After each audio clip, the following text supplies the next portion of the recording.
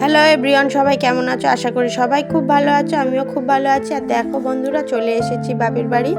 বোনের একটু স্বাদ অনুষ্ঠান ছিল বলেই ছিলাম যে যাব পরের দিন সোমবার। আজকে হচ্ছে সোমবার 16 তারিখ। আর আজকে এসেছি বাপের বাড়িতে। এখানেই বোনের স্বাদ অনুষ্ঠানটা হবে, ওই জন্য এসে গেছি। আর আসার পরে কিছুটা সময় কাটিয়েছি। আস্তে আস্তে প্রায় 12টা 12:30 বেজে গেছিলো। দুপুর হয়ে গেছিলো। 12টা মানেই তো দুপুরবেলা। আর আসার পরে আমি সকালের খাবারটা ওইখানে এসেই করলাম। খাওয়া দাওয়ার পরে এই যে এখন ফল নিয়ে বসেছি, ফল কাটছি। যেহেতু বোনকে একটু গুছিয়ে দেওয়া হবে, ফল মিষ্টি খাবার টাবার সমস্ত গুছিয়ে দেওয়া হবে। সেরকম কোনো অনুষ্ঠান হবে না বাড়িতে, ঘরে ঘরে মা একটু দেবে বলেছিল। তার মধ্যে আমরা দুই বোন রয়েছি, দিদি রয়েছি, সেই জন্য দেয়া হবে। সেই জন্য করে আমরা একটু এসেছি সাথে। ও খাবার টাবার গুছিয়ে দেব। আর ওই সেরকম কোনো অনুষ্ঠান বা কিছু হবে না।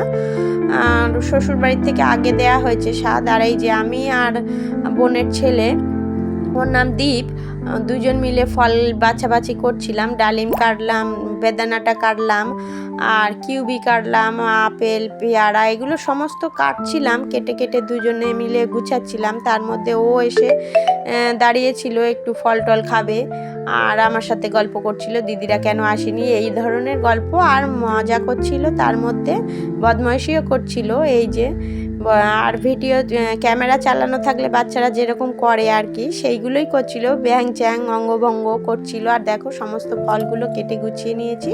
এখন একটু এই ময়লাগুলো পরিষ্কার করে নিয়ে, আর এই যে তার মধ্যে চালিয়েছি ক্যামেরা, আবারও হয়েছে, দেখছে কিভাবে। আর আমার দিদি আর আমার মা বসে রয়েছে, এখানে গল্প হচ্ছে। রান্নাবান্না সমস্ত হয়ে গেছে। আর আমি যে সালোয়ারটা নিয়ে এসেছিলাম 3 পিস, ওইটাই দেখা দেখি হচ্ছিল।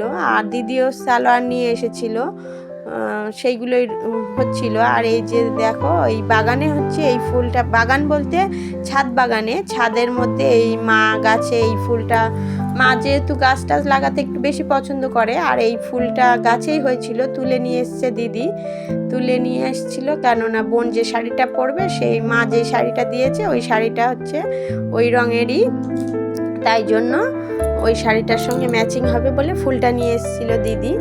আর এই যে দেখো এখন খাবার দাবার সমস্ত গুছিয়ে দেওয়া হয়ে গেছে, ফল দেওয়া হয়েছে, মিষ্টি আর খাবার টাবার সমস্ত গুছিয়ে দেওয়া হয়েছে। আর এই যে বোন রেডি হয়ে চলে এসেছে।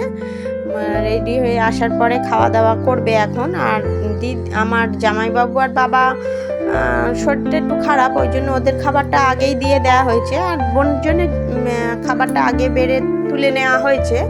নেওয়ার পরে ওদের বাবার জামাইবাবুকে খেতে দেওয়া হয়েছে, ওইদিকে বসে খাচ্ছে ওরা।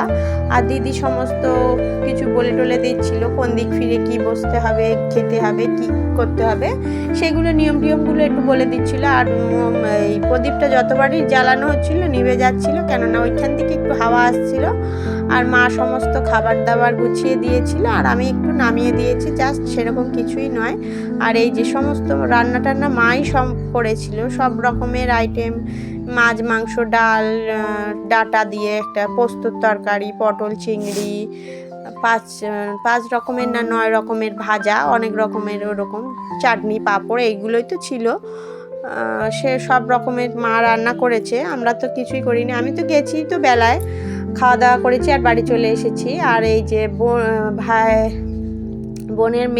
বোনের ছেলে, ও বসেছিল যে কতক্ষণে মার খাওয়া হবে আর ও মিষ্টির প্লেটটা নিয়ে নেবে, তার জন্য ও বসেছিল। আর কোন মিষ্টিটা ওর পছন্দ সেইগুলো নিয়ে খাওয়া দাওয়া করবে, সেই জন্য করে বসেছিল।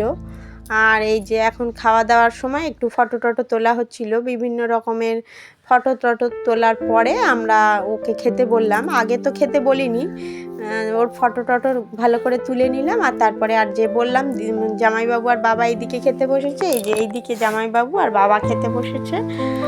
আর বোনকে ওদিকে দেওয়া হয়েছে। ওর খাওয়া হয়ে যাওয়ার পরে না, সবাই আমরা 3 জনে বাকি রয়েছি, মা আমি আর দিদি, এই 3 জন বাকি রয়েছি। ওকে খেতে দেওয়া হয়েছে, ওর খাওয়ার পরে আমরা 3 জন বসে পড়ব।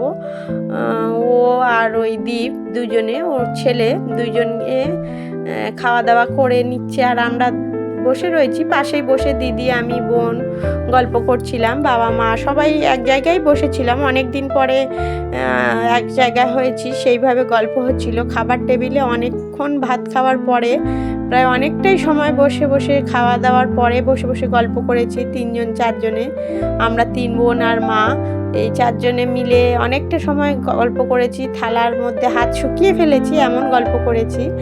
আর তার মধ্যে এই যে বোনের খাওয়া দাওয়া কমপ্লিট হয়নি, এখনও খেতে বসেছে। আর তার মধ্যে আমার আর দিদির খাবার মা দিয়ে গেছে, দিয়ে গেলেই আমরা খেতে বসে। আমি একটু দেরি করে বসেছিলাম, কেননা আমি যেহেতু বেলায় এসে খাবারটা খেয়েছি, ওই জন্য করে আমি একটু দেরি করে খেতে বসেছিলাম।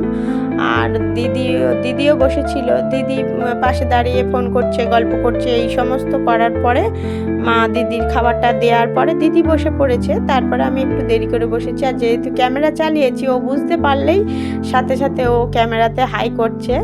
বন্ধুরা, তোমাদেরকেই দেখাচ্ছে, এই যে নাচানাচি করছে। ক্যামেরা খুললেই বাচ্চাদের একটু মজা হয়, সেই জন্য একটু হাসাহাসি বা করছিল। আর ওর খাওয়া কমপ্লিট, কেননা ও বেশি একটা খেতে পারেনি। ভাত খাওয়ার আগে যেহেতু মিষ্টিটা খেয়েছিল, ওই জন্য করে ও বেশি খেতে পারেনি। মিষ্টিটা খেলে আর ভাত খাওয়া হয়নি, সেইটাই বলি করছিলাম যে 1-2 মিষ্টি খেলেই তো ওর হয়ে যায় দুপুরবেলার টাইমে। আর এই যে দেখো বন্ধুরা, দিদি বসে পড়েছে, আর আমার বোনের তো খাওয়া কমপ্লিট হয়ে গেছে। আমার খাবারটাও এই যে দিয়ে গেছে, সমস্ত রকম খাবার দাবার গুছিয়ে দিয়ে গেছে। তাহলে বন্ধুরা খেয়ে নিই এখন, তাহলে দেখা হচ্ছে বিকেলবেলা। আর গুড ইভিনিং বন্ধুরা, এখন বেজে গেছে 6টা। ততক্ষণই বসে বসে এখানেই গল্প টল্প করছিলাম, মা দিদি আমি বোন সবাই এখানে বসেই গল্প করছিলাম। আর এখন যাওয়ার জন্য রেডি হয়ে গেছি, এখনই বেরিয়ে পড়বো বাড়ির জন্য। আর দীপ তো টিউশন পড়তে যাচ্ছে, বাবা দিয়ে আসতে যাবে ওকে। তাহলে বন্ধুরা, ভিডিওটি এই পর্যন্ত। টাটা, গুড নাইট বন্ধুরা, ভালো থাকবে, শুভরাত্রি।